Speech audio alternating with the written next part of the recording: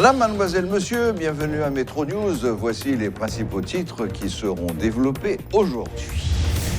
Un mort et plusieurs blessés par balle ce mercredi lors d'une manifestation des ouvriers de la sous-traitance qui exigent 1500 gourdes comme salaire minimum.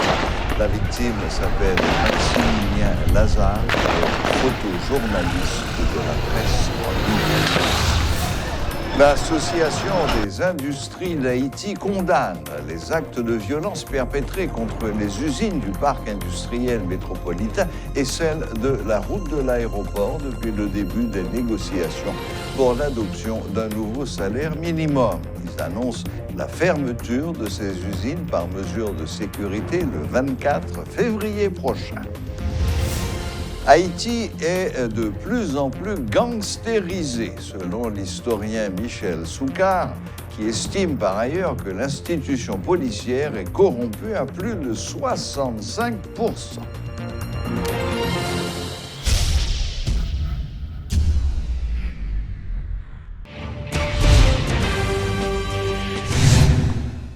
Un photojournaliste a été tué par balle et plusieurs autres personnes blessées par balle ce mercredi lors de la manifestation des ouvriers de la sous-traitance qui continue d'exiger 1500 gourdes comme salaire minimum.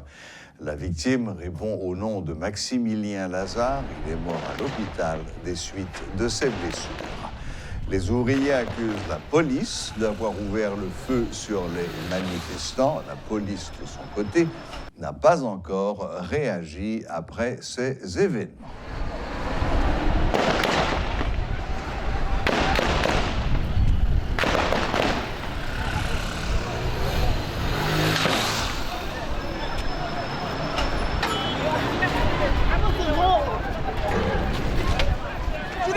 Journaliste mobile! Fini monter derrière moi ça! Mais levez la main! Vous nous montez derrière s'il vous plaît! Négocier journaliste, c'est pas journaliste balle! Négocier journaliste! Mon journaliste mourir en terre!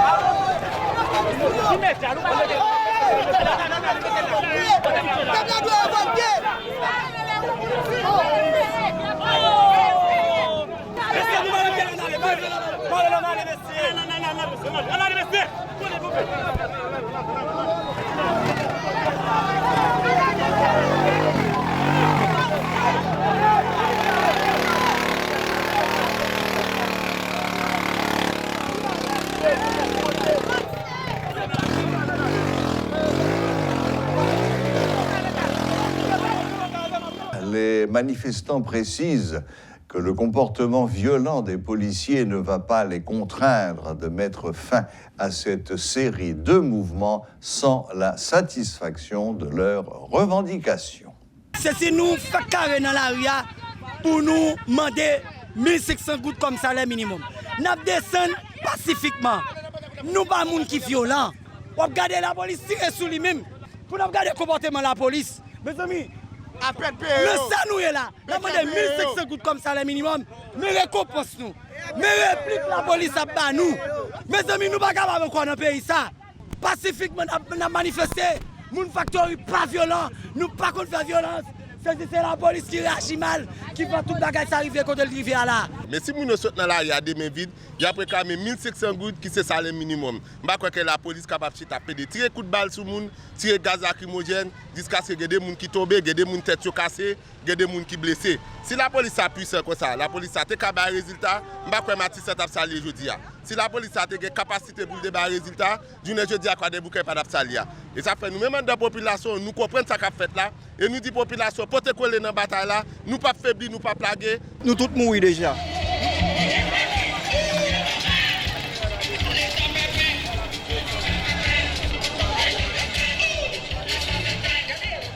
Comme nous l'avons dit en titre, l'Association des industries d'Haïti condamne les actes de violence perpétrés contre les usines du parc industriel métropolitain, Sonapi, et celles de la route de l'aéroport depuis le début des négociations pour l'adoption d'un nouveau salaire minimum, annonce leur fermeture par mesure de sécurité le 24 février prochain. Conscients qu'une augmentation du salaire minimum est nécessaire, les membres de l'ADI réclament des mesures d'accompagnement à l'égard des ouvriers de la part de l'État pour obtenir un apaisement social sur le long terme. L'ADI exhorte tout un chacun à la sérénité et à espérer une reprise rapide des activités dans le secteur de l'habillement, si important pour le pays. L'historien Michel Soucard dit constater qu'Haïti est de plus en plus gangstérisé. Selon son analyse de la situation, l'écrivain estime que la police est gangrénée à un point tel qu'elle ne bénéficie plus de la confiance de la population. Selon lui, l'insécurité est téléguidée par certaines puissances étrangères qui veulent s'accaparer des richesses naturelles dont dispose notre pays. Parce que l'avenir quand même. Qu'elle vienne jeudi, qu'elle vienne demain. Quand même. Aux descriptions de tremblement de terre, les doux. Parce que non seulement il y a une catastrophe physique et humanitaire, mais la compagnie tout un paquet de brigandage. C'est-à-dire l'esprit sorti en dehors de la vie. Je dis toujours ça, mon Dieu, vous le pour eux. Toujours ça, c'est bon, c'est je filme tous les monde qui gagne alors que eux pas de gain. Monsieur raconté tout ça. Oui. Mais alors que tu es moitié, c'est pas de moitié de la population qui a besoin de disparaître. Juste Port-au-Prince, vous avez-il, façade Sénat est tombée. C'est ça fait qu'il y a des gens qui connaissent bien mystique, le gouvernement va tomber. Le gouvernement tombe, il m'a donné un vrai. Vous comprenez? Non, même là, tu étais sonné là, ça. Donc ça veut dire que l'on pour petit territoire comme ça, et qu'on côté là-dedans, on secoue sismique à l'échelle de 8, tout reste pays absentil. Donc, nous quelques détails sur en pile, ce sont des pages très poignantes. Côté monsieur a décrit le tremblement de terre depuis le commencement, pendant le tremblement. 11 ans. Oui, il avait une mémoire formidable. Il a cultivé sa mémoire par la lecture. Je dis ça. Le livre permet au cerveau de développer un paquet de facultés. De pouvoir habituer le lit. Et c'est ça que fait au doux. Si on ou pas voulez souffrir Alzheimer, c'est le lit en pile. On go c'est tout là. Sylvain Salnave, la douce mais vite.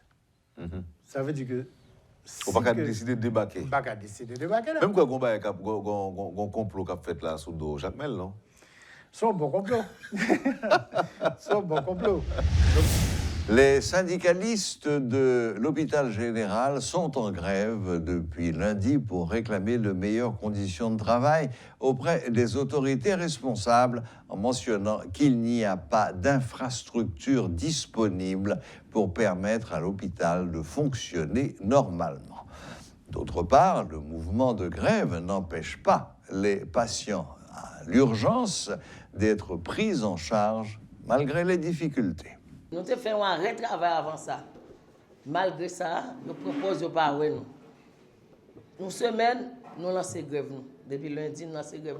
Or, nous ne savons pas pour qui est grève ça là. Et c'est eux pour venir lever. Majorité malades qui fréquentaient l'hôpital général, 3 cas mourir cause pas de matériel. Mes amis, un pile problème dans l'hôpital général.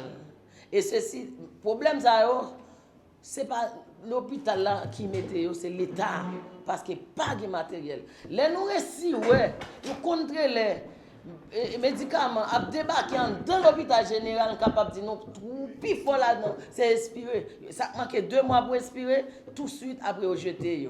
Mes amis, encore une fois, l'État n'a pas rien, l'hôpital général. L'hôpital là, même matériel sanitaire, pas gagné. L'hôpital l'a senti. Malade yo pas gen côté pour faire besoin. C'est dans sa chaîne noire toilette lagué au non coin. Si nous même nous passer on côté nous prend centre qu'on c'est toilette malade là. Nous même tout nous pas gen côté pour une toilette. Bon Dieu pour nous faire besoin depuis la caille nous kembe jusqu'à ce nous arriver pour aller la caille pour nous faire ça nous avons besoin. Encore une fois, n'a envoyé un message bay monsieur Lassène. Ou venir dans système pour ça me connaît, c'est normal pour ta gâter. Le directeur Lauré Adrien, monsieur ça, suis capable de dire pile bagage qui t'a supposé faire les bloquer. Alors que monsieur a passé ici, il y a un problème. L'eau Adrien, encore une fois, je ressaisi. L'hôpital là, c'est pour vous lier, c'est pour nous toutes qui lié. Si vous avez qui vous faites la petite, pas parce que nous, avons l'hôpital privé, nous, pour nous besoin craser l'hôpital de l'État. Pas oublier la majorité de nous-mêmes qui fait partie et peuple, nous pas de moyens, c'est là pour nous venir. Alors que l'hôpital privé par nous, c'est bagay $400-500 consultation. Côté malheureux, c'est pas de l'argent ça. Le ministre de l'Environnement, James Cadet, entend mettre fin à l'exploitation anarchique des mines de sable, des carrières de sable qui s'opèrent à la Boule 12. Cette même interdiction est aussi de mise pour le Morne Garnier, là où il dénonce des constructions anarchiques. Les agents seront sur place pour empêcher les récalcitrants de continuer ces pratiques qui représentent une menace pour l'environnement. Cette campagne de sensibilisation va s'étendre davantage, dit-il, et des mesures seront prises en vue de contraindre les contrevenants. Suivez ce reportage de Rudolf Pierre-Louis.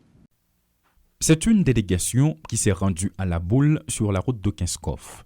Une visite du ministre de l'Environnement accompagné d'agents de la PNH sous la directive d'un groupe de jeunes qui habitent cette localité et qui jugent nécessaire de mettre fin à l'exploitation abusive des carrières de sable qui s'opèrent là-bas.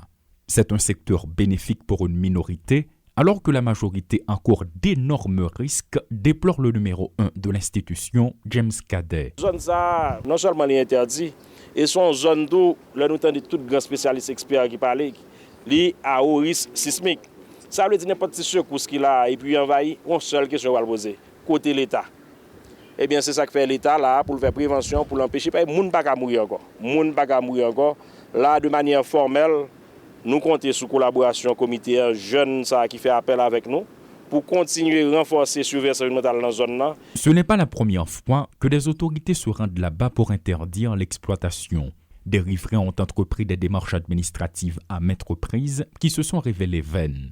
D'ailleurs, à l'arrivée du cortège, des carriers pris en flagrant délit d'exploitation illégale n'ont pas voulu vider les lieux. Les forces de l'ordre ont fait usage de leurs armes pour démontrer leur puissance de feu. Toutefois, elles ne seront pas présentes de manière permanente.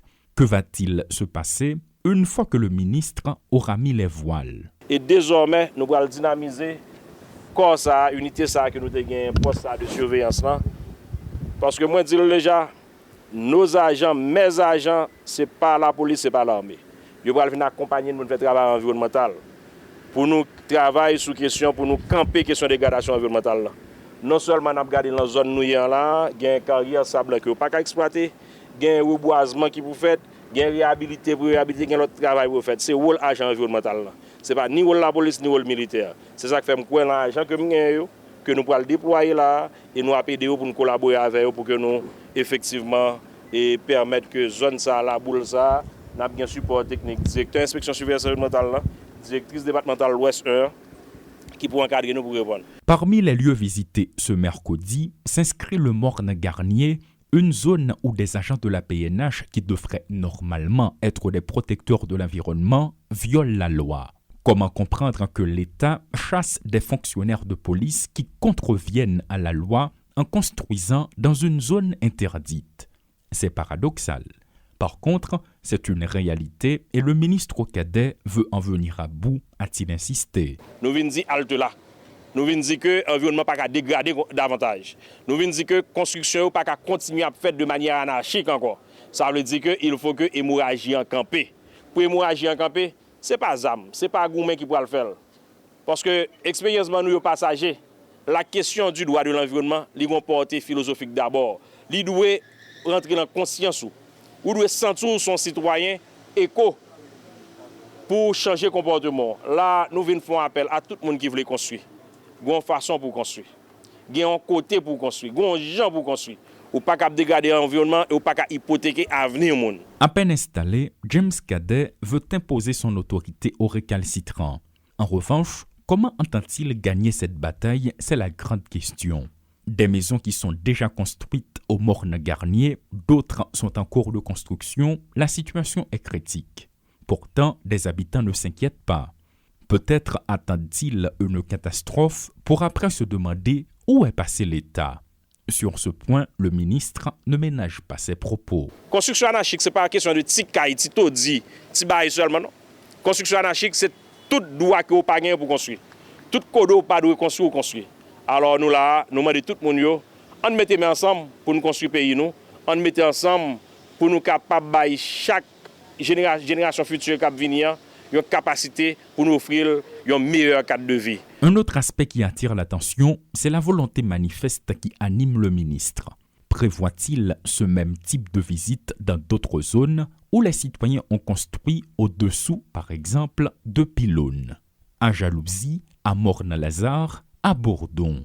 Ça nous vient faire un constat, nous venons faire état des lieux, parce que nous voulons une prise en charge que vous faites. Nous voulons, parce que là, tu as une source d'eau, vraiment, qui s'échec pas gagner là-dedans.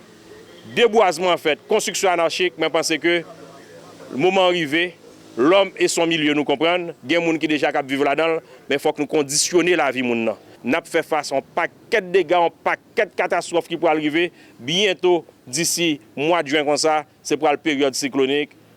Nous là, pour nous lancer prévention, des déos là, 10 là, nous venons faire état des lieux, nous venons faire constat, nous avons fait sensibilisation, nous avons concerté avec Mounio pour nous réhabiliter l'environnement ensemble. De gros intérêts sont en jeu en ce qui concerne l'exploitation des mines de sable qui se fait à la Boule 12 et de fortes sommes sont investies dans des constructions anarchiques au Morne-Garnier. Déjà entre l'État haïtien et des particuliers, peut-on parler de bras de fer? Les citoyens se soucient-ils des risques? En tout cas, il est clair que lorsque l'État veut mettre de l'ordre dans la maison, habituellement, certains parlent d'abus. Toutefois, ce vieil adage prend souvent sa place dans ce genre de situation. Moun qui Saint-Thomas, c'est l'Ayowe, Yokwe. Paul Léel et Rodolphe Pierre-Louis pour Télémétropole. La conférence des donateurs pour la reconstruction de la péninsule sud d'Haïti a mis à la disposition du gouvernement une somme importante, je dirais, de 600 millions de dollars américains. Pour en parler, pour faire le point sur ce dossier important, nous avons avec nous ce soir sur le plateau de Metro News le ministre de l'Environnement, M. James Cadet. Bonsoir, Monsieur le ministre, et bienvenue à Metro News. Bonsoir et merci à Métropole. Bon, première question. Comme je viens de le dire, 600 millions, ça paraît beaucoup. Mais le Sud a été frappé de manière très forte. Question numéro 1, est-ce que vous avez évalué le montant des dégâts dans tous les domaines, agriculture, animaux, vies humaines, construction, etc. Et est-ce que la somme de 600 millions va vous permettre de réaliser le plan de reconstruction que le gouvernement a mis sur pied?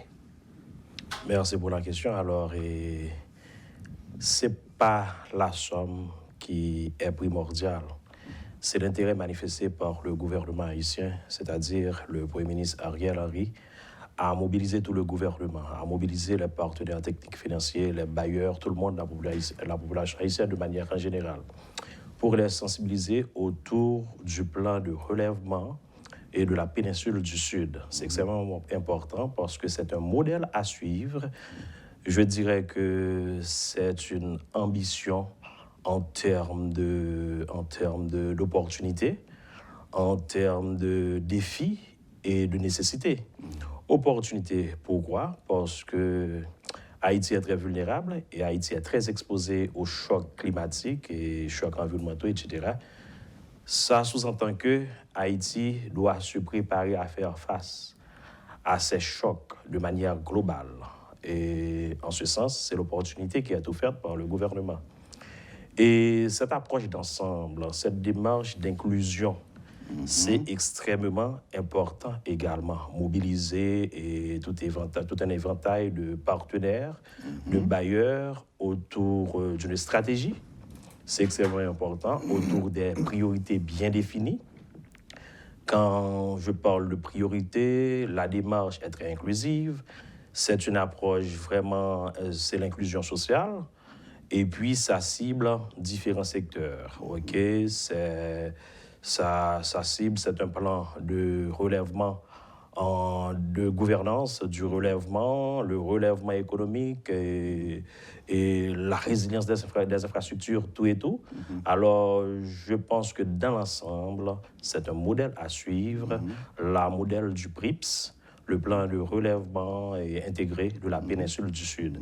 Mais pour ce qui a trait à la somme mobilisée, je dirais d'un trait, parce que la mobilisation, ça a été le 16 février, si je ne m'abuse pas.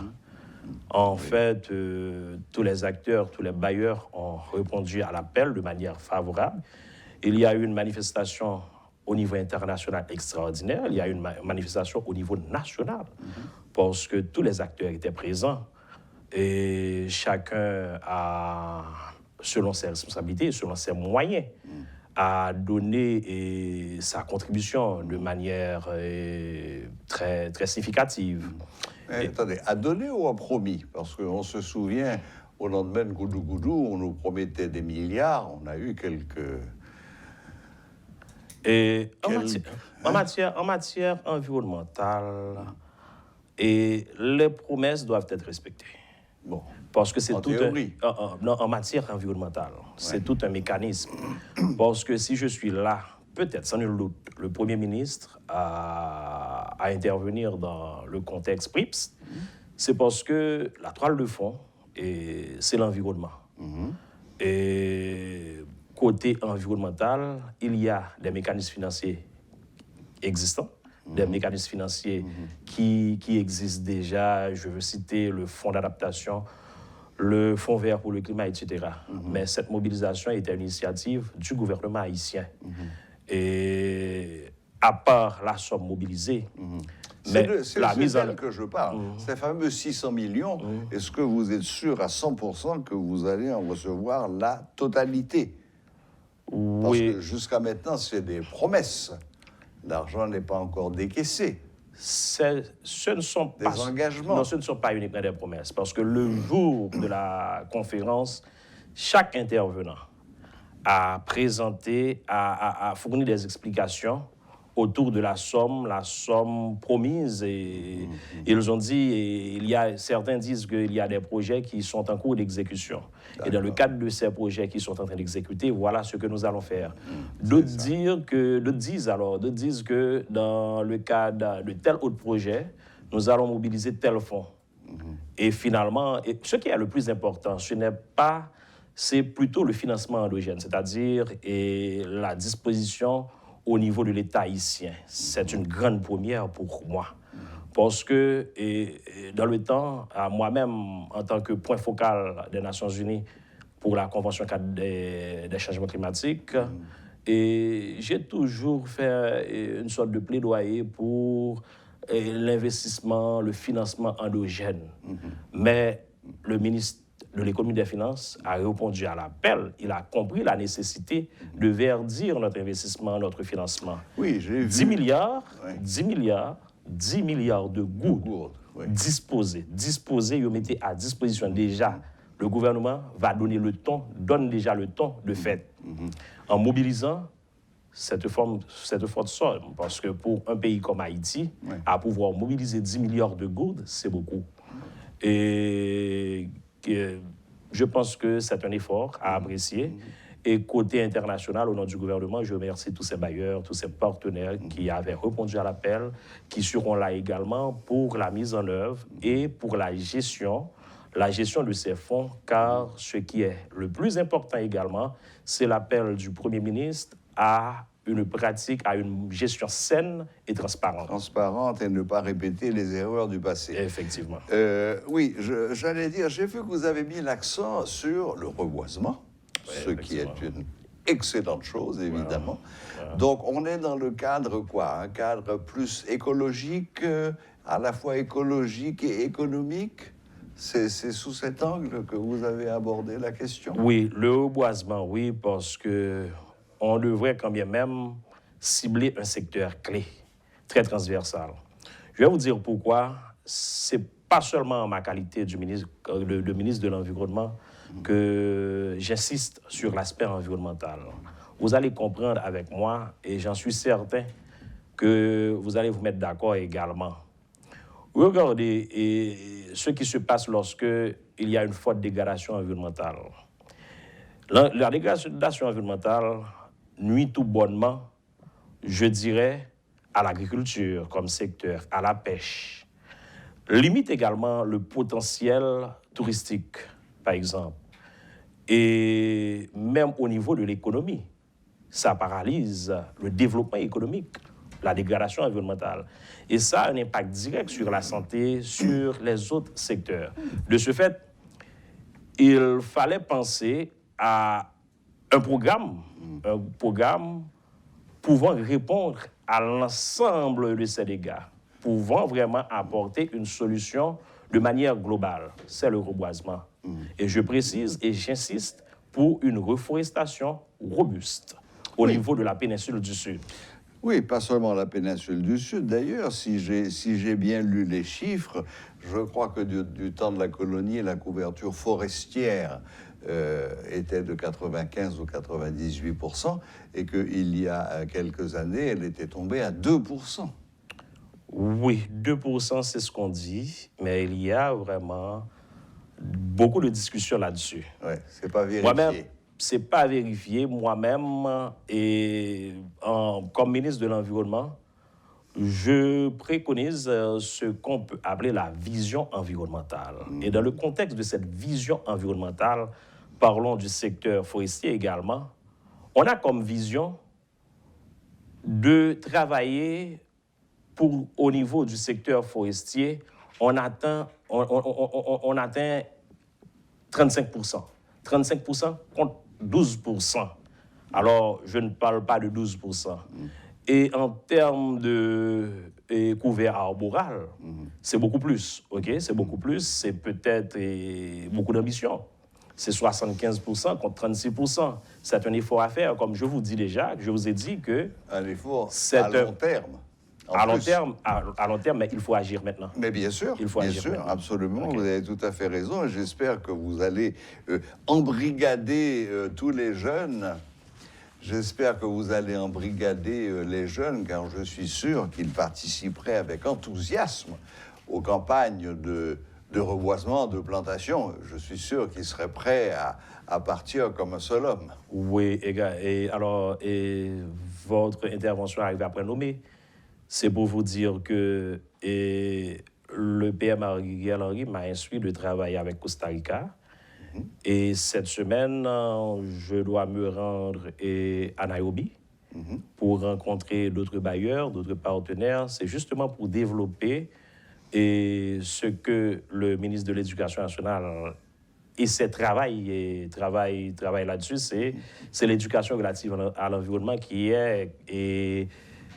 je peux dire que c'est du ministère de l'Environnement. Le ministère de l'Environnement porte avec le ministère de l'Éducation nationale et ce domaine, ce volet qui est l'éducation relative à l'environnement. On va engager les écoliers, on va engager les jeunes dans la démarche de reboisement, de reforestation. De reboisement, oui. De brigades. C'est magnifique, ça. Dites-moi, petite question, curiosité plus qu'autre chose. Est-ce que dans le même temps, vous avez commencé à préparer des spécialistes en gestion des forêts? Parce que c'est pas tout de planter des arbres, encore faut-il gérer les forêts. Et c'est un métier qui n'est pas facile. Quand on voit en Europe, gestionnaire de forêt, c'est une très grosse responsabilité. Effectivement, depuis des années, il y a certaines gens reçoivent des formations sur le tas, puisqu'ils travaillent, il évolue dans le domaine, mais depuis quelques années, et dans le cadre de partenariat avec la République dominicaine, le ministère de l'Environnement forme 12 agents forestiers dans le domaine de gestion de forêt. Et il y a peut-être 3 semaines de cela, et 12 boursiers ont laissé le pays Donc ça fait pour aller 24 recevoir... Non, mais à date, il y a plus que 24 boursiers. Il y a la promotion Non, mais sortante. je dis 12 qui sont Non, la formés promotion sur place. sortante, c'est 12, Oui. mais avant, il y avait d'autres promotions. Ah, Il y avait d'autres d'accord. promotions, Très bien, ok? très Mais je n'ai bien, pas très le bien. chiffre, malheureusement. je ne D'accord, peux non, vous- pas de problème. Effectivement.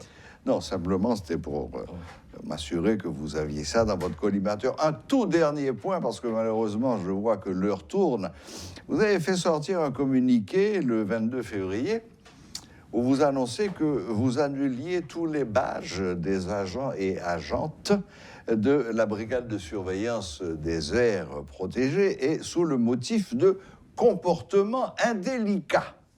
Bon, où est-ce qu'on en est de ce dossier? D'abord, c'est quoi un comportement indélicat? Et pour répondre avec justesse et avec franchise, et il y a seulement ma langue, alors, le français est notre langue officielle, mais pour bien comprendre, moi, c'est un bon créole pour expliquer ça me boit pour question simple. Bali. Et il y a un constat que je fais personnellement. Il y a une plainte que moi recevoir. Et la population me dit, c'est abdi. Et la presse servit tout De relais. de relais. Et suite à différents échanges, discussions avec le directeur général de l'Agence nationale des aires protégées, qui gagnait, qui c'est au chef hiérarchique immédiat des agents de la BESAP. Parce que la BESAP, c'est la brigade de surveillance des aires protégées. C'est une brigade du corps de surveillance environnementale. C'est l'une des brigades. D'accord. Étant donné qu'il y a l'Agence nationale des aires protégées, cette brigade est affectée, est mise au service de la C'est NAP. ça. D'accord. Alors, les géants, c'est lui qui a contrôle. À un certain moment, il faut que nous ayons un échange pour me donner une explication. Il est vrai que la NAP, c'est un organisme autonome sous tutelle, qu'il a une certaine autonomie. Mais en tant que ministre de l'Environnement, et politique et directive, il faut que je définisse quand ça va mal, il faut que je retrancher, il faut que je corrige, il faut que je restructurer. Je pense que c'est un processus qui est lancé de restructuration du corps de surveillance environnementale de manière générale, mais de manière très spéciale de la BESAP. Et badge, information qui bat, il y a des faussaires qui peuvent mettre badge dehors. Et j'attends le rapport, je ne peux pas ni confirmer, ni faire quoi que ce soit sur ça qu'a dit. J'attends le rapport du directeur général. Mais en attendant, il y a des mesures conservatoires qui prennent. Mesures conservatoires, ont commencé par annulation de badge. De tous les badges. Qui permettent que tout le monde campé, rester la juridiction, la côté affecté.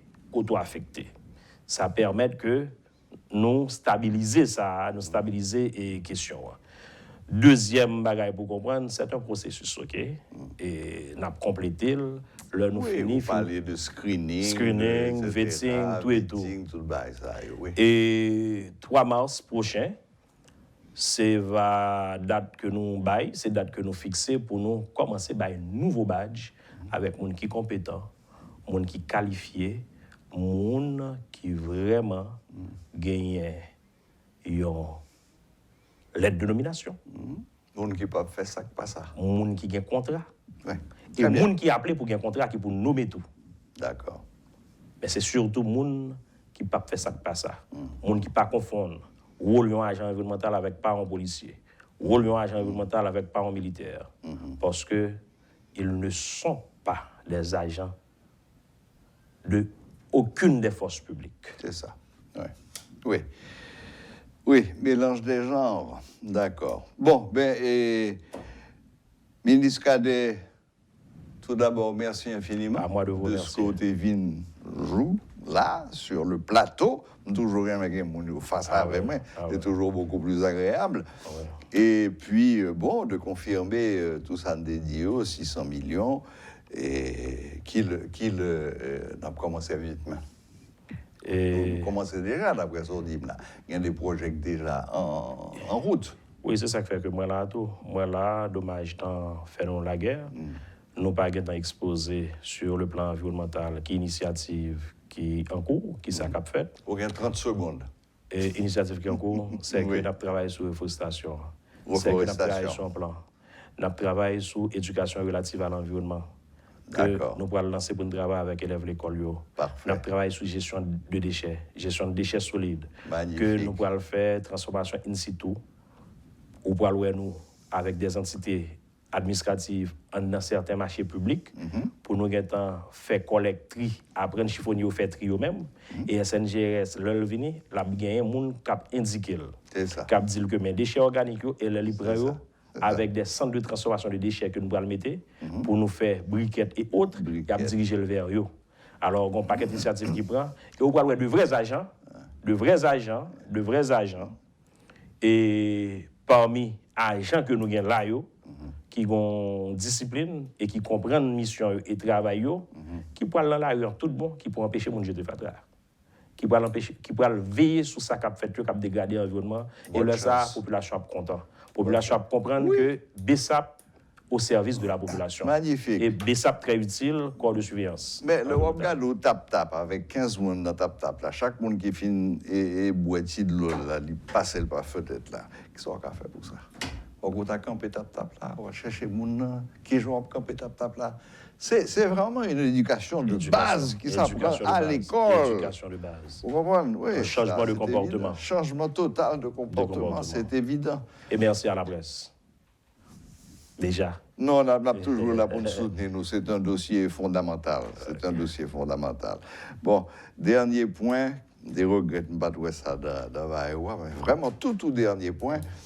Et Claude Prepti, au lendemain de Goudou, t'es déclaré carrément que ce n'est pas tremblement de terre qui a tué Mounio, c'est les mauvaises constructions. C'est ça. Et sa conclusion a été un phénomène naturel ne doit pas nécessairement se transformer en catastrophe naturelle.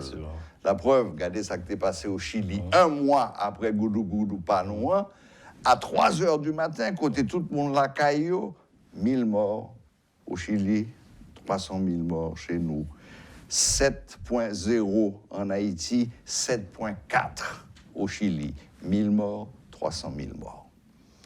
Est-ce qu'il ne faudrait pas, dans ce plan de relèvement du Sud, inclure également la formation des ingénieurs, pas quitter Bosti Joseph, Jean et mettre structure métallique que vous voulez pour bâtir ou pièce caille qui premier petit goudou pour tomber va tuer mon encore.